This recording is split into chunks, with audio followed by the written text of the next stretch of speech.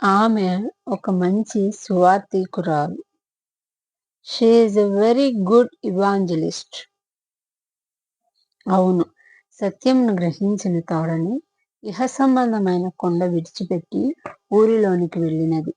ఈ సంగతి నాకు మాత్రమే గాక మా ఊరి వారికి ఈ గొప్ప మేలు చేకూరవలసింది అని త్వరపడినది.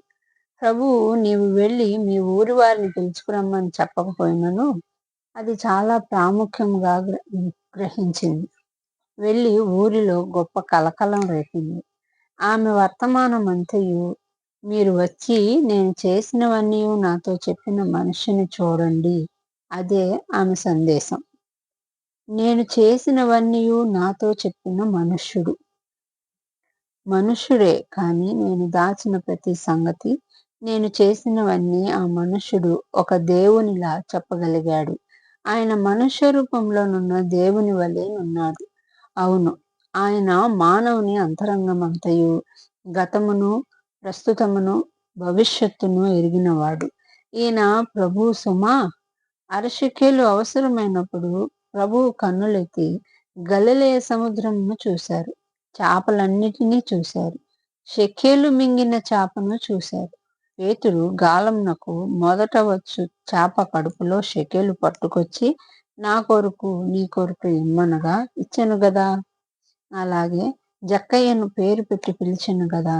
నతనయేలును అంజూరపు చెట్టు కింద ఉన్నప్పుడే చూచెను కనుక ఆయనకు మరుగైనది, ఆయన చూడలేనిది, గ్రహించలేనిది, మనము దాచి పెట్టగలిగినది ఏదీ లేదని గ్రహించవలెను. మరియు ఆయన దృష్టికి కనబడని సృష్టం ఏదీ లేదు. మనం ఎవనికి లెక్క చెప్పవలసి ఉన్నదో అదే దేవుని కన్నులకు సమస్తమును మరుగులేక తేటగా ఉన్నది. అలాంటి దేవుడు మన జీవితమునంతయు ఎరిగినవాడు కదా. పాపములను ఒప్పుకొని కనికరము పొందుదుము. సామాన్యంగా ఏ స్త్రీకైనా ఇద్దరు భర్తలుండి ఒకరి సంగతి ఒకరికి తెలియకుండా జాగ్రత్త పడుదురు. అట్లయినా ఆరుగురు ఒకరికి ఒకరు తెలియకుండా చేయగలిగింది. కానీ ఈయనకు దాచలేకపోయినది. నేరుగా నీకు 5గురున్నారు, ఇప్పుడున్నవాడు నీవాడు కాడని చెప్పుట ఏ నరునికైనా అసాధ్యమే. కానీ నీతి సూర్యునికి మనమేమి మరుగుపరచగలము? ఆ సంగతే కాక తన జీవితంలోని ఎత్తు పల్లాలను, ప్రతి మలుపు తలుపులను లెక్కగట్టి చెప్పిన యేసును ప్రకటించలేకుండా ఉండలేకపోయినది. కనుక ఈ మాటే తన వర్తమానమైనది. రండి రండి ఈయన క్రీస్తు కాడా అంటూ వెళ్ళింది. వారు ఊరిలో నుండి బయలుదేరి ఆయన వద్దకు వచ్చుచుండిరి. అది ఆమె పరిచర్యకు స్పందన. అలాగ జనం వస్తూనే ఉన్నారు. డైనమైట్ కు నిప్పు పెట్టినట్లు ప్రభువు ఈ స్త్రీని సాధనంగా వాడుకొంచున్నారు.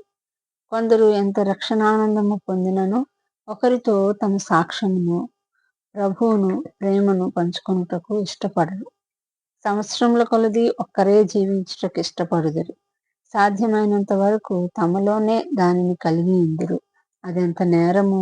ఏమ్మా, ఆమెను ప్రార్థనకు పిలవకూడదా, మీటింగ్కి ఆహ్వానించకూడదా అంటే ఎన్నో సాకులు చెప్పుచుందురు. ఆప్షన్ ఏ, నాకు చదువు లేదండి. మన పాండిత్యం ప్రదర్శించే పని లేదు. నీకు పరిచయమైన ప్రభువును మరొకరికి పరిచయం చేయటానికి చదువే కావలసిన పని లేదు.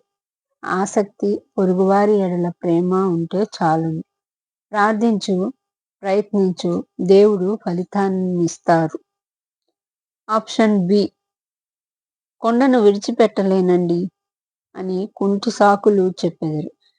ఎక్కడండి, పిల్లలతోటి, ఉద్యోగంతోటి, భర్తతోటి ఇలాగ ఏవేవో చెప్పి ఆ గొప్ప పరిచర్య కన్నా ఈ పగిలిపోయే కొండే మిన్నగా ఎంచుకొందురు. అందువలన సరైన తృప్తికరమైన ఫలితాలను చూడలేకున్నారు. ఆప్షన్ సి, ఆడమనిషిని కదండి. సమరయ స్త్రీ కూడా ఆడమనిషే అని ప్రభువు నిషేధించలేదు. ఆమె తలంచనూ లేదు.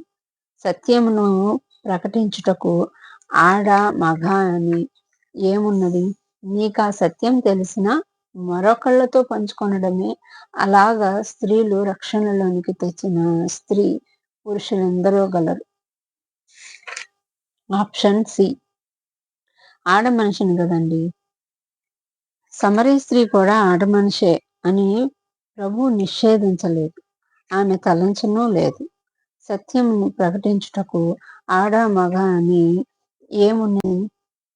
నీకు ఆ సత్యము తెలిసిన మరొకళ్ళతో పంచుకొనడమే. అలాగ స్త్రీలు రక్షణలోనికి తెచ్చిన స్త్రీ పురుషులెందరో కలరు. ఆప్షన్ డి అమ్మా నీ బ్రతుకు చూసుకో అంటారనే భయము, బిడియము, సిగ్గు ఆ బ్రతికే క్రీస్తు కావలసి వచ్చినది. పాపం చేయని వారెవరూ లేరు. అబ్రహామునకైనా, దావీదుకైనా, పౌలున ప్రభువు రక్తమే మార్గం. అక్కడ క్రీస్తు రక్తంతో కడగబడిన వారెవ్వరూ లేరు. గతం విషయం చింతపడాల్సిన, గిల్టీ ఫీల్ అవ్వాల్సిన పని లేదు. కానీ క్రీస్తు నెరిగిన తర్వాత ఆయనతో స్థిరంగా ఉంటే చాలు. ఆప్షన్ ఈ తర్వాత చెప్తానండి. ఈ తర్వాత క్రీస్తు వచ్చిన తర్వాత అవుతుంది. సువార్త ఎప్పుడూ త్వరపడుచూ చెప్పవలసింది. మోస్ట్ అర్జెంట్ అని ప్రకటించాలి. రేపు అనుకూల సమయం, రేపు రక్షణ దినం కాదు. నేడే అని రాకడను గురించి, మరణంను గురించి, రక్షణను గురించి చెప్పాలి. అలా చెప్పి ఎమర్జెన్సీ ప్రకటించింది. వారు ఊరిలో నుండి బయలుదేరి ఆయన వద్దకు వచ్చుచుండిరి. అదే ఆయనకు కావలసింది. అలాగూ ఎవరు చేయగలరు? సిగ్గు విడిచి దేవుని బహిరంగంగా ప్రకటించగలరు. తన్ను తాను ఉపేక్షించుకొనగలరు. ఆమె ఊరిలోని వారిలో అనేకులు ఆయన యొద్దకు వచ్చిరి. మన ద్వారా ఎవరు వస్తున్నారు?